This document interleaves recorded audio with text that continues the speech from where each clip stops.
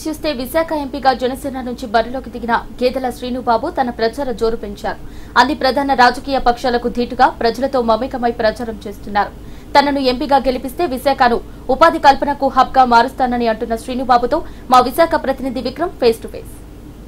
Parliament స్థానం అన్ని రాజకీయ పక్షాలు అత్యంత ప్రతిష్టాత్మకంగా తీసుకొని ఎలాగైనా సరే గెలిచి తీరాలనే కసితో పనిచేస్తూ ఉంటాయి. అయితే ఈసారి ఎన్నికల్లో ప్రధానంగా జనసేన పార్టీ కూడా ప్రత్యర్థులకు సవాల్ విసురుతూ బరిలోకి దిగుతుంది. ఇదే సమయంలో విశాఖ పార్లమెంటు స్థానానికి కూడా తొలి జాబితాలోనే అభ్యర్థిని ప్రకటించారు. గేదెల శ్రీనుబాబు అనే నాయకుడిని అభ్యర్థిగా ప్రకటించి బరిలోకి దించుతుంది. ప్రస్తుతం శ్రీనుబాబు మనతో పాటు ఉన్నారు, ఆయన అడిగి తెలుసుకుందాం. సో చెప్పండి, ఫస్ట్ లిస్టులోనే మీ పేరు వచ్చింది. అలాగే మీకు ఇక్కడ ఈ విశాఖ పార్లమెంట్ స్థానంలో గెలవడానికి సంబంధించి మీకున్న అనుకూలమైన సానుకూలమైన అంశాలు ఏమున్నాయి అనుకుంటున్నారు? సో ఫస్ట్ లిస్ట్లో వచ్చిందంటే నేను ఒక మిడిల్ క్లాస్ ఫ్యామిలీ నుంచి పుట్టి ఈరోజు ఒక 6,000 నుంచి 7,000 మందికి ఉపాధినిచ్చే స్థాయికి ఎదిగాం. 10th క్లాస్ ఇంటర్మీడియట్ దాకా ఒక మారుమూల గ్రామంలో తెలుగు మీడియంలో చదువుకొని ఈరోజు ఒక ప్రపంచ స్థాయి విశ్వవిద్యాలయమైన స్టాన్ఫర్డ్ యూనివర్సిటీలో పోస్ట్ డాక్టరేట్ చేసి ఒక 6 నుంచి 7,000 మందికి ఉపాధినిచ్చాం. మల్టిపుల్ సిటీస్లో ఉన్నాయి.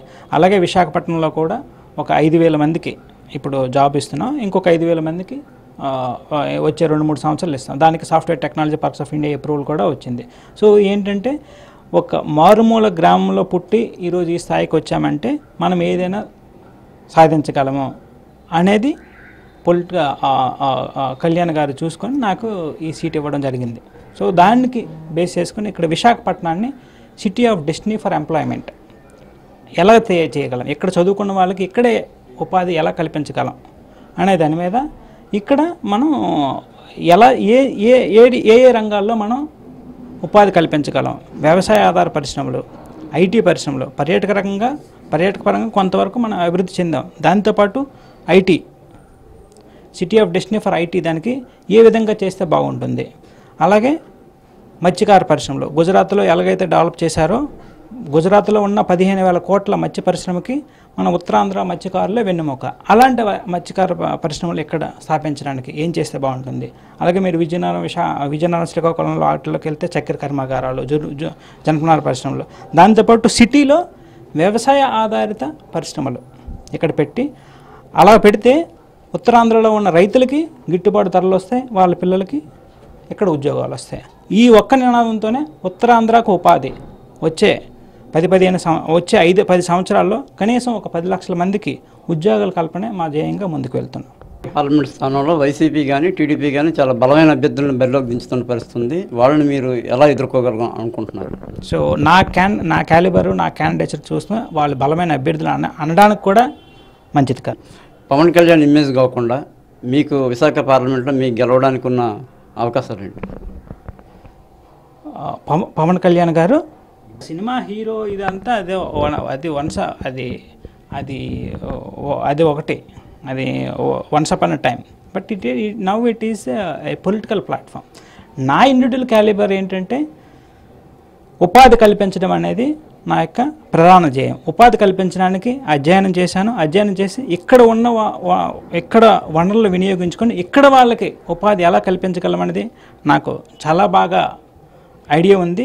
దాన్ని మనం ఇంప్లిమెంట్ చేయాలంటే ఒక పొలిటికల్ ప్లాట్ఫామ్ కావాలి. పొలిటికల్ ప్లాట్ఫామ్ కావాలంటే ఉత్తరాంధ్ర మీద పవన్ కళ్యాణ్ గారికి ఎక్కువ మక్కువ ఉంది కాబట్టి దాన్ని బేస్ చేసుకొని ముందుకు వెళ్తున్నాం. అలాగే మన విభజన చట్టంలో ఉత్తరాంధ్రకు సంబంధించిన వెనుకబడిన ప్రాంతాలకు నిధులు, అలాగే చాలా హామీలు కూడా అమలు కాకుండా ఉన్నాయి, పెండింగ్లో ఉన్న పరిస్థితి ఉంది.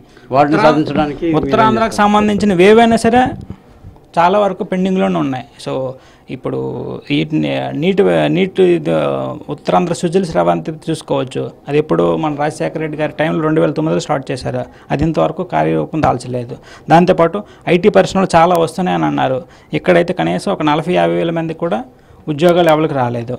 సో ఇన్ని మనకి అక్కడ హైదరాబాద్లో మధురవాడ, అక్కడ గచ్చిబౌలి, తర్వాత హైటెక్ సిటీ అలాగో ఇక్కడ మధురవాడను కూడా మనం అలా చేయొచ్చు, కానీ చేయలేదు. ఎందుకు చేయలేదంటే ప్రభుత్వాల యొక్క నిర్లక్ష్యం వలన చేయలేకపోయారనేది నేను అనుకుంటున్నాను. సో దీన్ని మనం కరెక్ట్గా వాడుకుంటే ఐటీ పరిశ్రమలతో పాటు ఐటీ అనుబంధ పరిశ్రమలు కూడా ఇక్కడికి తీసుకొచ్చేసి విశాఖపట్నాన్ని సిటీ ఆఫ్ డెస్టినీ ఫర్ ఎంప్లాయ్మెంట్గా తీర్చిదిద్దామని ముందుకు.